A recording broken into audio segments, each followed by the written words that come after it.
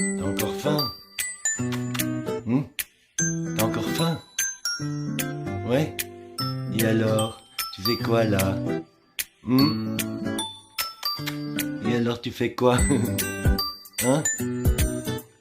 Tu vas encore manger? Dis. Eh. Psst, psst, psst. Et alors? T'as encore faim?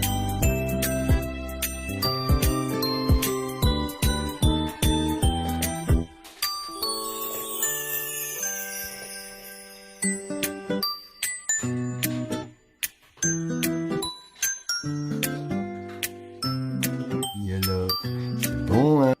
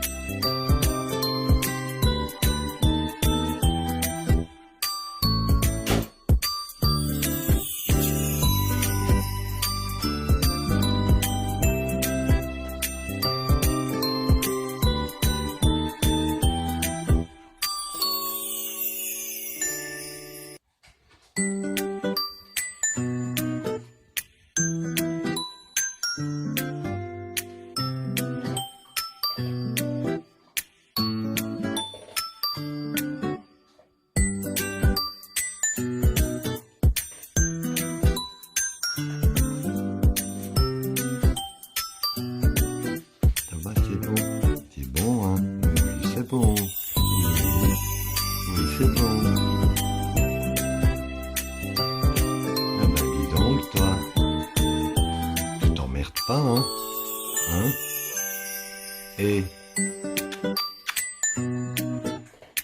Et tu vas pas tout manger, laisse pour les chats, hein? Et là, toi?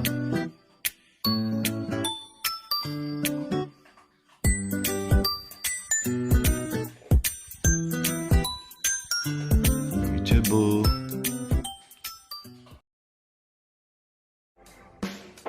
Bonjour à tous. Dans de nombreux pays, des gens adoptent des ratons laveurs comme animaux de compagnie. Mais avant de prendre chez soi un animal aussi têtu, il faut bien réfléchir. Est-il dangereux? Pour un raton laveur, les mots oui ou non ne veulent rien dire car cet animal fait toujours ce qu'il veut. Et ses petites pattes vont s'assurer de se glisser dans tous vos placards, vos tables de nuit et vos boîtes. L'empreinte de sa patte mérite d'ailleurs une attention spéciale car elle est bien particulière. Et il est difficile de la confondre avec les empreintes d'autres animaux. On peut dire que l'empreinte du raton laveur est très semblable à celle d'une main d'un humain, car l'animal a aussi 5 doigts.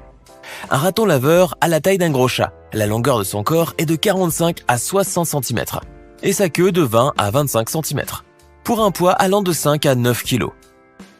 Ses pattes sont courtes avec des doigts très développés. La sensibilité de ses pattes remplace la vision de proximité du raton laveur, qui voit bien de loin mais mal de près. La fourrure du raton laveur, d'un gris brunâtre, est très épaisse. Malgré son apparence inoffensive à première vue, cet animal est non seulement omnivore, mais c'est aussi un prédateur et un chasseur très efficace. Si un raton laveur aperçoit une poule dans un poulailler, il parviendra facilement à l'attraper grâce à son agilité naturelle et à sa vivacité. Les ratons laveurs sont de grands gourmands. Et pour obtenir la friandise désirée, ils sont capables d'exécuter de nombreux tours et cascades. Il n'est pas rare qu'ils se glissent dans les maisons ou retournent les poubelles à la recherche de quelque chose à manger. Le raton laveur peut facilement repousser un prédateur plus grand que lui et même grâce à son courage et à son assurance, arriver à le mettre en fuite. L'animal s'entend bien avec les autres espèces, en particulier avec les chats, les chiens et les renards. Mais ici, en revanche, le raton laveur a décidé de ne pas déranger ce renard en colère, et avec raison, ce qui prouve une fois de plus l'intelligence de ces petites bêtes. Ils donnent aux chiens l'occasion de courir beaucoup, et quant à eux, les chats sont de grands amis pour les ratons laveurs, car ils peuvent leur voler leur nourriture et jouer avec eux à leur guise. Les ratons laveurs savent bien qu'autour des humains, on trouve de grandes quantités de nourriture délicieuse. Et c'est pourquoi ils nous rendent souvent visite. Les gens sont souvent fascinés par l'apparence de ces animaux et ils les nourrissent volontiers. Mais pour une raison quelconque, cet homme en basket se montrait agressif et pour chasser le raton laveur, il s'est mis à faire du bruit et à agiter les bras. Le raton laveur a d'abord décidé de s'éloigner, mais il n'avait pas l'intention de tolérer l'offense et était déterminé à faire tout ce qu'il fallait pour punir l'agresseur. Et dans cette vidéo, le raton laveur semble ne pas remarquer les chats. Et ceux-ci, ne s'attendant pas à une telle imprudence, sont contraints de s'éloigner et de regarder le raton laveur laver et manger leur nourriture. Pour sa part, le raton laveur était très heureux de l'accueil et il a même décidé d'emporter de la nourriture avec lui. Le raton laveur commun est originaire d'Amérique du Nord et d'Amérique centrale, d'où il a été ensuite introduit en Eurasie. En raison de leur capacité d'adaptation rapide à leur environnement, les ratons laveurs se sont rapidement répandus sur le continent, colonisant même l'Extrême-Orient.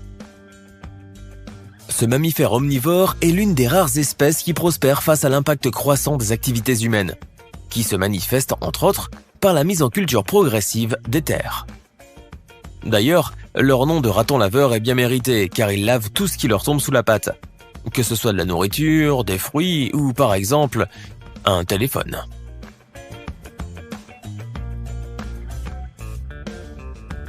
Pourquoi font-ils cela ? Dans la nature, les ratons laveurs communs trouvent généralement leur nourriture sur les rives des plans d'eau ou directement dans l'eau. Ces proies, mollusques, larves d'insectes, grenouilles, poissons, parties comestibles de plantes, se trouvent souvent dans le limon, le sable ou la terre. C'est donc pour séparer la nourriture potentielle de leurs accompagnements que le raton laveur rince ce qu'il attrape. C'est un réflexe inné chez lui, il lave toute la nourriture qu'il trouve dans l'eau, même si ce n'est pas nécessaire. Les forêts mixtes avec de vieux arbres creux et la présence de plans d'eau ou de tourbières sont les milieux les plus adaptés aux ratons laveurs communs. Il évite les forêts de conifères ainsi que les forêts qui sont dépourvues de plans d'eau. Dans les zones plus au sud, on le retrouve sur les rivages des mers. Les ratons laveurs s'adaptent facilement à la proximité des humains et s'installent à la périphérie des champs, dans les jardins et souvent dans les villes et les banlieues, car ils savent qu'ils y trouveront toujours de la nourriture. Et que si les gens ne veulent pas la leur offrir et la partager avec eux, il est toujours possible de la leur voler. En dernier recours, un raton laveur peut très bien s'emparer de la nourriture pour chat laissée dans un jardin. Le raton laveur s'installe souvent dans des arbres creux. Il peut aussi utiliser des abris au sol comme des fentes dans les rochers ou des terriers de blaireaux, car il ne peut pas creuser de terrier lui-même. Il mène une vie crépusculaire et nocturne et passe la journée dans sa cachette.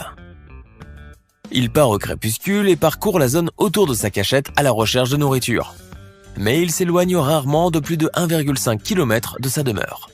Ce faisant, les zones des individus se chevauchent souvent et par conséquent, les densités de ratons laveurs dans leur heure de répartition peuvent être assez élevées. Si pour une raison quelconque un raton laveur se retrouve sur le territoire d'un autre, personne n'en fait un scandale et au lieu de crier et d'ameuter tout le quartier en se jetant l'un sur l'autre, ils se contentent de se reconnaître et prennent des chemins différents. Tant que l'invité ne réclame pas le logement de l'autre, il n'y a pas de problème. Les ratons laveurs qui vivent dans les latitudes nordiques hibernent. Mais avant de s'endormir, ils grossissent considérablement et leur poids peut être multiplié par 3, atteignant 20 kg.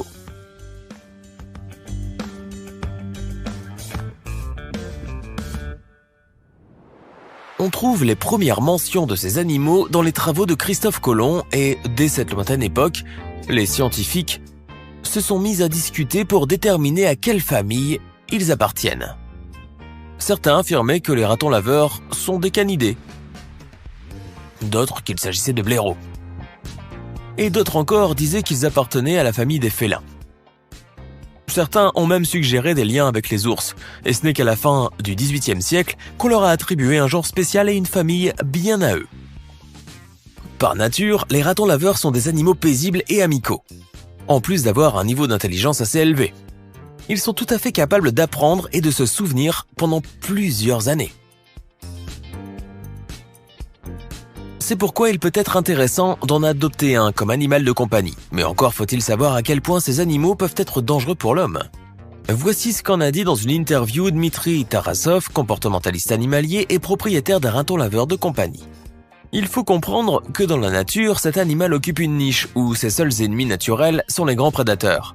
Dans un combat avec l'un de ces prédateurs, un raton laveur peut arriver à survivre, non seulement en raison de son agilité, mais aussi parce qu'il sait frapper aux endroits les plus vulnérables.